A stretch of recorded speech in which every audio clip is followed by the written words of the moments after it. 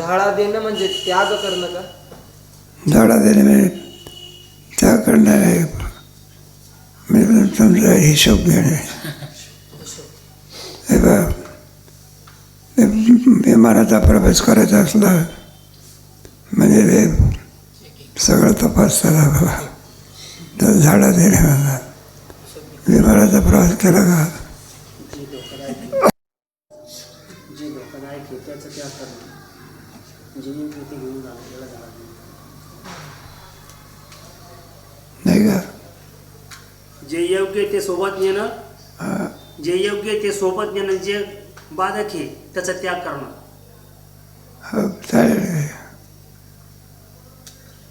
नाही झाडा देणे म्हणलं ना, तर ते तपासते वेळी सगळं तपास आहे, तसं आपल्याला झाडा द्यावा लागला. झाडा देणे म्हणजे एखादी वस्तू हरवली किंवा काही झालं म्हणजे पोलीस लोक ते चोराचा झाडा घेत असतात, काय कुठे लपवली आहे काय त्याला झाडा दिलं म्हणजे व्यवहार. मग तपास करणे काय झालं, तपास करणे. एका आपल्या राष्ट्रातून दुसऱ्या राष्ट्रात जायचं असेल तर झाडा द्यावा, असं एकदम जाऊ देत नाही. काय करतात, असं सगळं तपासा, त्याला झाडा द्या. एका राष्ट्रातून दुसऱ्या, त्याला व्हिसा असं म्हणतात, तिकीट काढावं लागेल. आणि एकाएकी जाता येत नाही. सगळे काय करतात, त्याची तपासणी करतात. त्याचा सिद्धांत सांग ना. सिद्धांत हा दृष्टांत म्हणजे सिद्धांत काय? त्याचा अर्थ असा आहे, तुम्हाला बरं का भगवत प्राप्ती करायची आहे ना, मग तुम्हाला संसाराचा काय द्यावं लागेल, झाडा देणे. उगीच मोबदल्यामध्ये तुम्हाला भगवत प्राप्ती भेटते का? पैसेच नाही दिले तर आंबे विकत मिळते का? मग काय करावं लागते? तुका म्हणजे जीवासाठी, आणि मग पोटी काही न देताना कुठे काही मोबदला. व्यवहारात सुद्धा एखादा माणूस म्हणायला लागला आंब्याच्या दुकानावर उभा राहा, म्हणलं द्या मला आंबे. आंबे पैसे मागतो का? मोबदला दिल्याशिवाय कोणती वस्तू प्राप्त होत नाही. मग त्याच्यातही काय तुमचा योग्याची संपदा त्यागाने, हे काय त्यागाने सांग. मग कुठे सोहळा आणि काय. पण अगोदर काय द्यावं लागतं, त्याला मिळवावं लागतं ना. अगोदर एकदम नोकरी मिळते का क्वालिफिकेशन पाहिजे? मग काय एकदम नोकरी देऊन टाकते का? मलाही ठेवून घ्या ऑफिसमध्ये, त्याला झाडा देणे म्हणतात.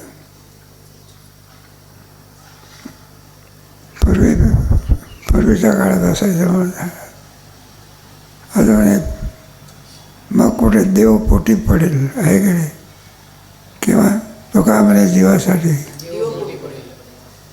तो का म्हणे जीव भाव देवा पाहिजे आणि ठेवून या काही. मग परमात्मा त्याचा आपला स्वभाव. भक्ती करणे म्हणजे काय, देव आपला असा करणे. काय करणे,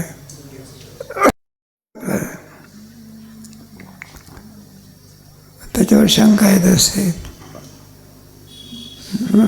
जर कल्पना करा नाही का, देहा नव्हे मी सरी,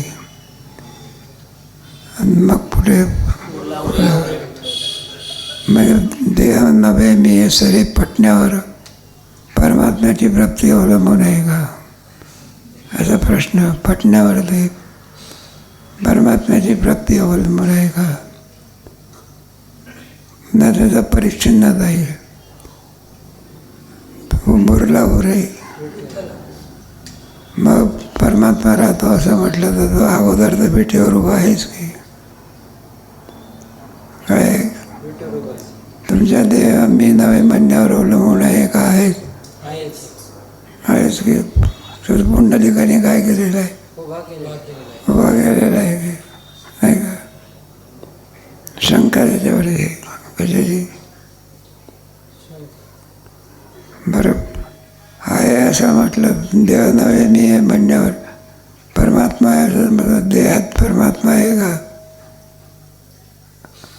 आणि जर आहे तर डॉक्टर लोक चिरफाड करतात की त्यांना कुठं देव दिसतो का त्याच्यात पोस्टमार्टम करतात ना किंवा ऑपरेशन करायचं असलं तर काय करतात चिरफाड करतात मग भेटला पाहिजे की देहात देव आहे शंका घ्यायची त्याचा अर्थ असा आहे सामान्य रूपाने कोणत्या रूपाने दिसत नाही पण नाही म्हणण्याची काय नाही हे बघ गब्दामध्ये एक दृष्टांत आहे तृणवाटीचा ते क्षीर होतं नाही पक्षी पशु पक्षी झालं पाले त्याची देही होय गवत वाटलं तर कुठं दूध होते का नाही आहे ना? हो का? बरं नाही म्हणावं तर पशु पक्षीचा पालटे त्याची देही मग कुठून आहे म्हणावं तर दिसत नाही नाही म्हणावं तर आलं पण जरी परमात्मा दिसत नसला तरी त्याची सिद्धी होऊ शकत नाही नाही का नुसतं दिसण्यावर अवलंबून आहे का एकच प्रमाण विचारत नाही एकच प्रमाण विचार करत आहे 6 प्रमाण विचार करतात 6 प्रमाण आहे का मग प्रत्यक्ष प्रमाणाचा बात करून टाकतोय अनुमान प्रमाण डोंगरावर धूर दिसतो पण माणूस म्हणतो अग्नी आहे पण नाही म्हणावा तर दिसतो कायला नाही म्हणावा तर लाकडामध्ये अग्नी आहे की कोणत्या रूपाने सामान्य बरं आपल्या ठिकाणी परमात्मा आहे की कोणत्या रूपाने पण त्याचा विशेष रूप किंवा काहीतरी क्रिया करावी लागते आहे का नाही? मग विचारिता निरसले पहिले प्रपंच सहज विचाराच्या योगाने प्रपंचाचा भाग होता जर वस्तुस्थितीने सत्य जर प्रपंच असता तर त्याचा बाध झाला नसता आत्म्याचा कुठं बाध होतो का नाही नाश होतो का आत्मा अभाव होतो का आत्म्याचा काही परिवर्तन होते का जसाच्या त्याप्रमाणे आहे ना तो असंग स्वरूपाचा आहे कसं आहे नित्य शुद्ध बुद्ध मुक्त दुसरा संघच नाही त्याच्या सत्तेमध्ये दुसरी वस्तूच नाही म्हणून असंग स्वरूप आहे संघ लागण्याकरता दुसरा कोणीतरी पाहिजे ना मग तो एकटाच आहे काय अजातवादामध्ये त्याला असंग असं म्हणतात अविक्रिय एक रस आहे कोणताही विकार उत्पन्न होऊ शकत म्हणतो कसा आहे तो अविक्रिय आहे पुढे अक्रिय म्हणजे कोणतीच क्रिया नाही व्यापकाच्या ठिकाणी कोणतीच क्रिया नसते आकाशाच्या ठिकाणी येणं जाणं आहे का मग त्याच्याप्रमाणे क्रिया नाही अक्रिय आणि नित्य शुद्ध बुद्ध मग नित्य शुद्ध तिथे अविद्या नित्य शुद्ध असल्यामुळे तो अविद्याचा माल तिथे लागू शकत नाही स्वगत सजातीय वेदरहित देशकाल परिचय शून्य सद्रूप चिद्रूप आनंद स्वरूप असं जे तत्व आहे त्याला आत्मा समजतात किंवा ब्रह्म समजतात ब्रह्म का म्हणतात ब्रह्मब्रहील वृद्ध असा धातू आहे त्याच्यामुळे निरपेक्ष व्यापक कोणतं हे पहा आकाश व्यापक आहे पण कोणाच्या याने नाही पृथ्वी आप तेज वायू आणि मग पुढे आकाश वायूपेक्षाही आकाश व्यापक कितीतरी पटीने कोण आहे आकाश आहे मग सापेक्ष भाव कोणता भाव आणि परमात्मा निरपेक्ष किती व्यापक आहे हे सांगता येत हे जे जगत आहे ना ते आकाशामध्ये लपांडवीचा खेळ खेळते. कोणात? आकाशामध्ये. आकाश किती व्यापक आहे हे सांगता येत, म्हणून त्याला ब्रह्म असं म्हणतात. विचारता आणि रसले प्रपंच सहजे सांगवले. मग तत्वता तत्व. मी तुम्हाला गोष्ट सांगितली होती ना, तीच पण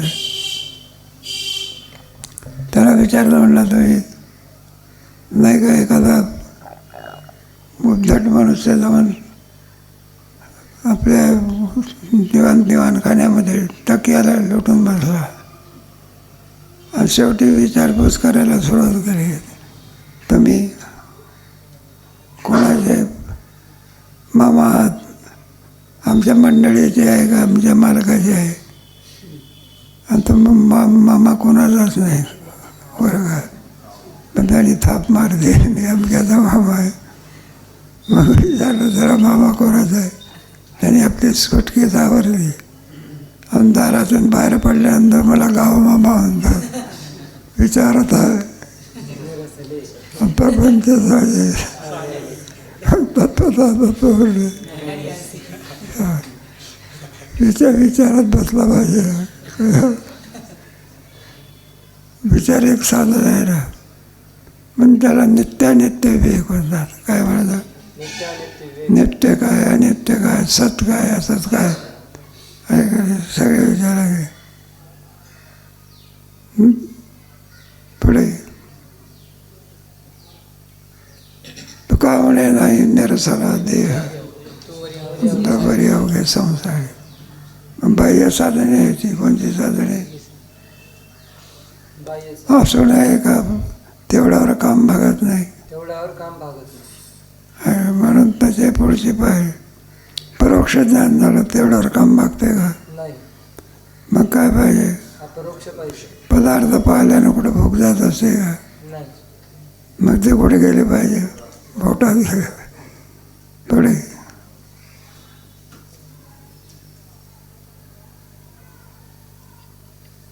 प्रवचन विचारा, अभंग विचारा, कोणताही विचारा, उद्या समाप्ती आपली. उद्या प्रवचनाची परीक्षा नाही, परवा आहे.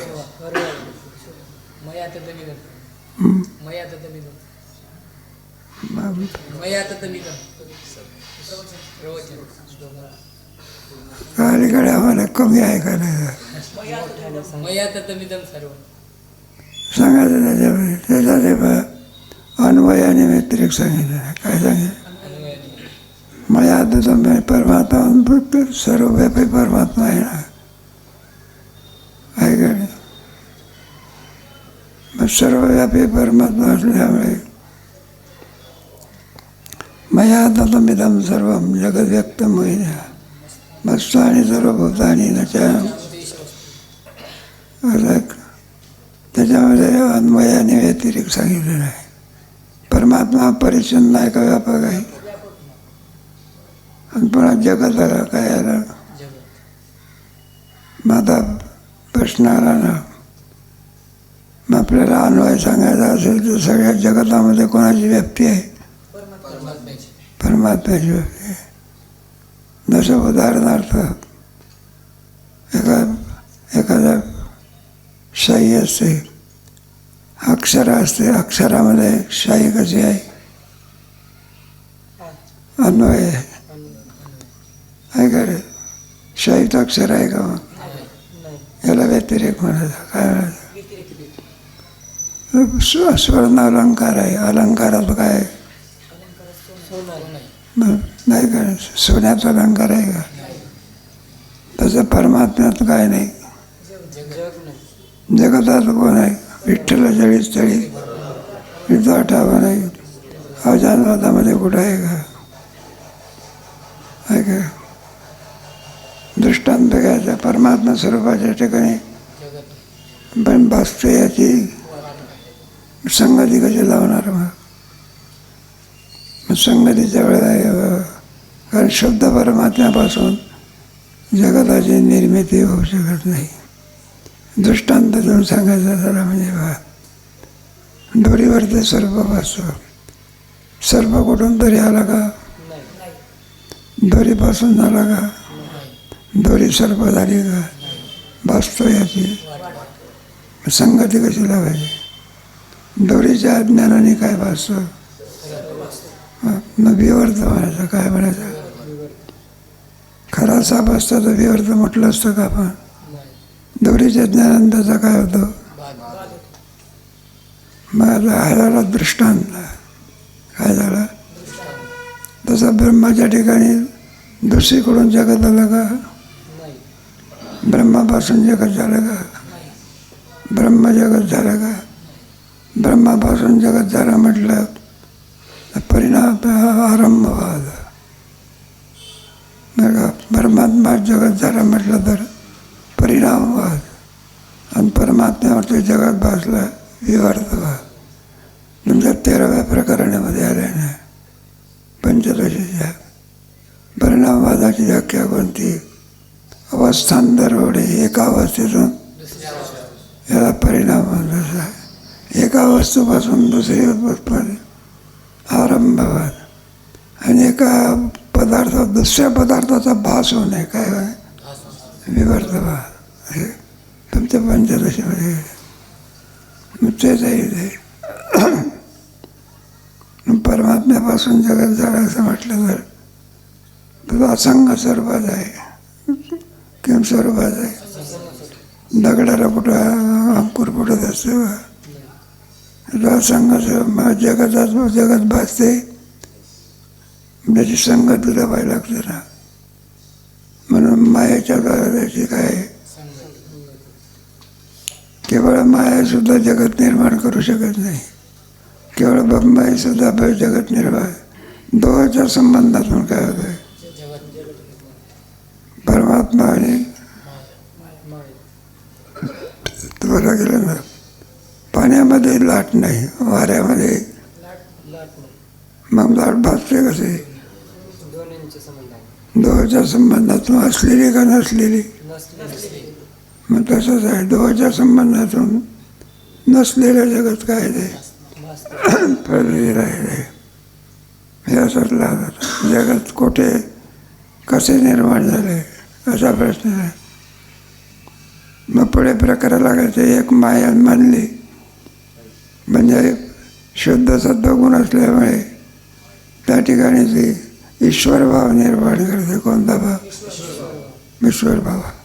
मलिन अविद्या असल्यामुळे कोणता भाव निर्माण करते? ईश्वर किती आहे? परिच्छिन्न आहे का व्यापक आहे? त्याचा विचार सांगत आहे.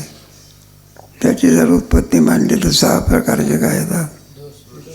दोष येतात. आत्माश्रय, अन्योन्याश्रय, चक्रिकापत्ती, विनिगमविरप, नाही का पराकलोप.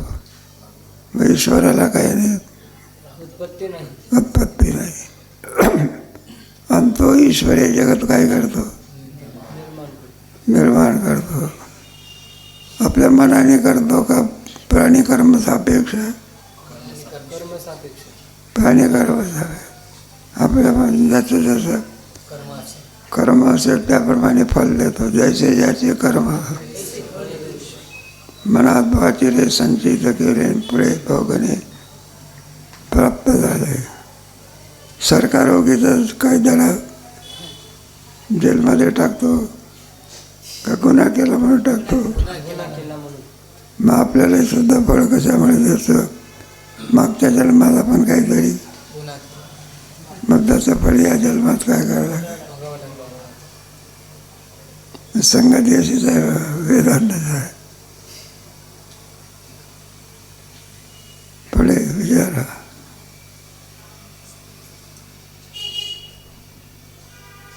मायातीतम समजलं ना. हे सर्व तू नाही का? तू जर सगळं व्यापक केलेलं आहे. मग तुला 3.5 हाताचा दिसतो की किती? मग मी व्यापक म्हटलं आहे हे म्हणणं शोभते का तुला? जगाला व्यक्त मूर्ती राहा. परमेश्वराचे किती रूप आहेत? अर्जुनाच्या रथावर बसलेला आहे ते कोणता आहे? आणि सर्वात व्यापून असणार मग परमात्मा सर्वात व्यापून कोणत्या रूपाने आहे? नाही का? मया तत्त्वमिदं सर्व जगत मस्तानि सर्वभूतानि. मी त्याच्या माझ्या ठिकाणी जगत स्थित आहे. पण जगताच्या ठिकाणी मी काय नाही. दिसायला कटे वेदांत विचाराचा श्लोक आहे. गीतेमध्ये तिचा कल्पनावाद सांगितला आहे. कोणता?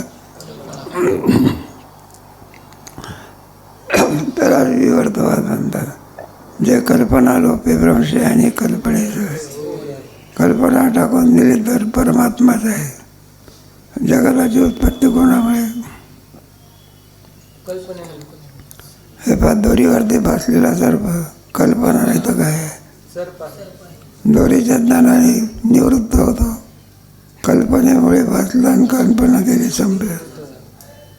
तसं जगात सुद्धा किम स्वरूप आहे.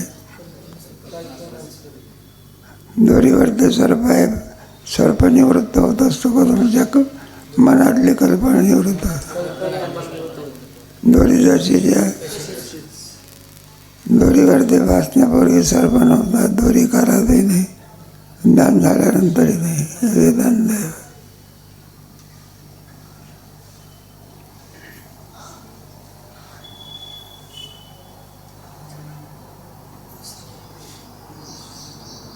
त्याच्यामध्ये एक ऐश्वर्यवाद सांगितलेला आहे.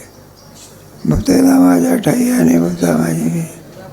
या कोणात काही परमात्मा स्वरूपाच्या ठिकाणी आजाद होतात. फक्त एक कोण आहे? परमात्माच आहे. परमात्म्याशिवाय दुसरं काहीही नाही.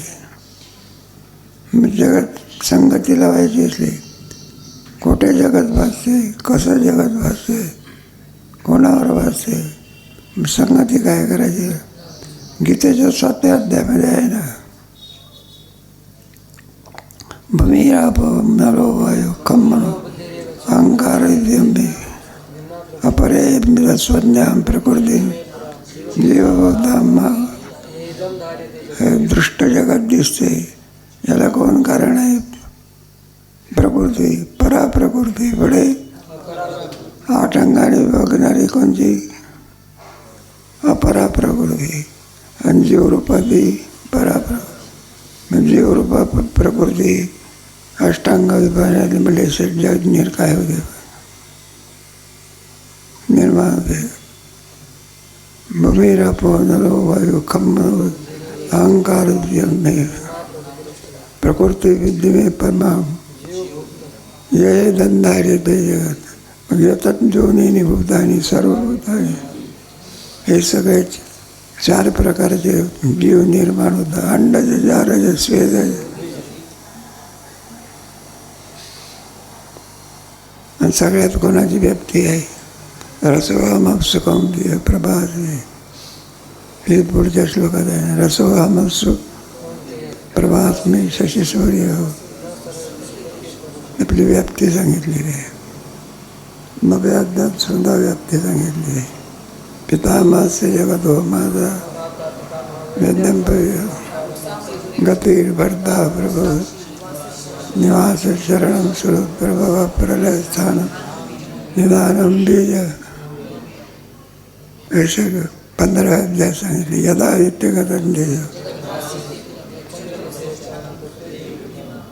मग मी सगळं काय केलेलं आहे? मया तत्त्वमिदं सर्व. अव्यक्त रूपाने काय केलेलं आहे? देवाची 2 रूप. एक व्यक्त आणि मग व्यक्त केव्हा कशा करता होता? तुझं धर्मरक्षा व्हाया आपुल्या पाळीशी. धर्माचं रक्षण होण्याकरता देवाला आपलं स्वरूप टाकून काय करावं लागतं? सगळं रूप. कारण समान सत्तेमध्ये काय होतं? म्हणून आपल्या सत्तेमध्ये परमात्मा येतो. कारण भक्ताचं काय करायचं असते? माझं धर्म टिकेल. कोणा धर्म कोणावर अवलंबून? संतावर. नाहीतर उद्या धर्म काय? मग स्वैराचार काय म्हणतात, अराजकता मना येईल तसं वागायचं. नास्तिकवाद कोणता वाद, हे खंडणी मागणारे लोक असतात ना, द्या मला खंडणी, काय करा. अरे पण का तुझं मागण्याचा हक्क काय. ते विचित्र आहे.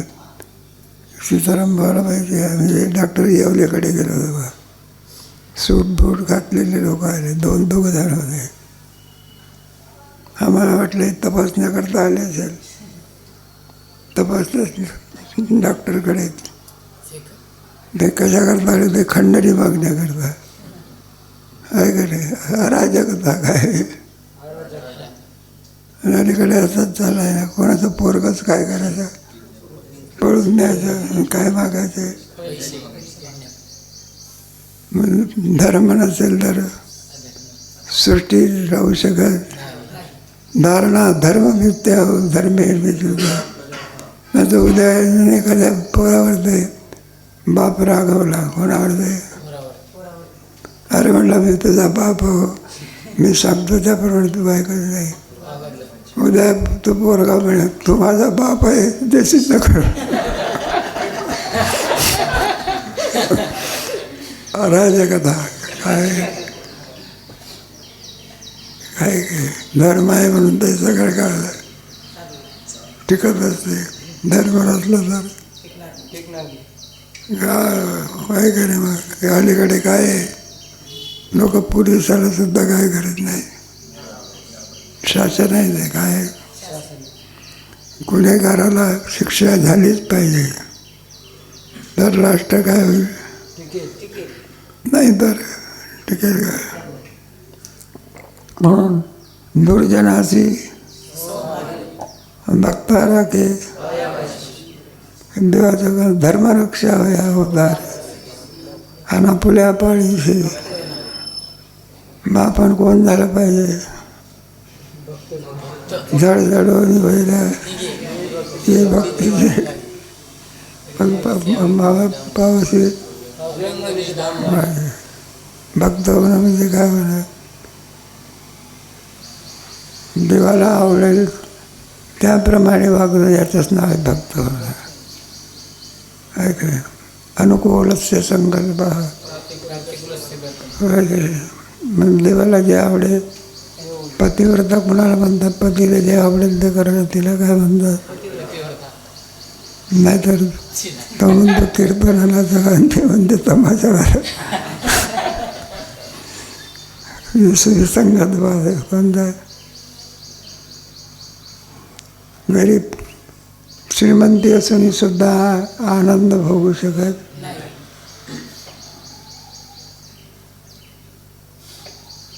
प्रवचनाची परीक्षा आहे ना, तीच तुम्हाला जड जाते. कीर्तनाचं सोपं आहे.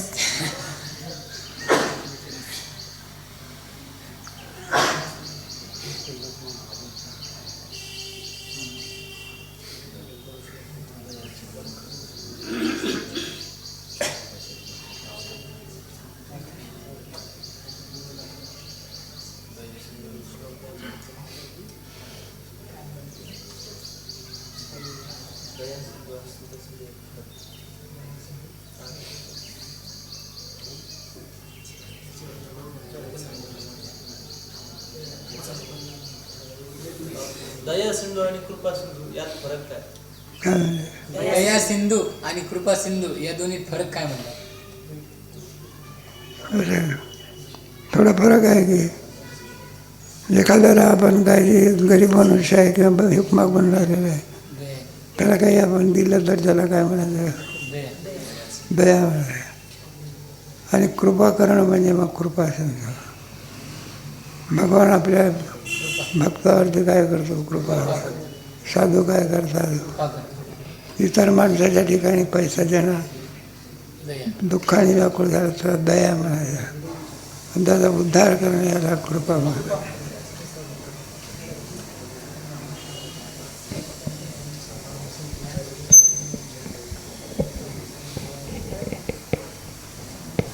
बाबा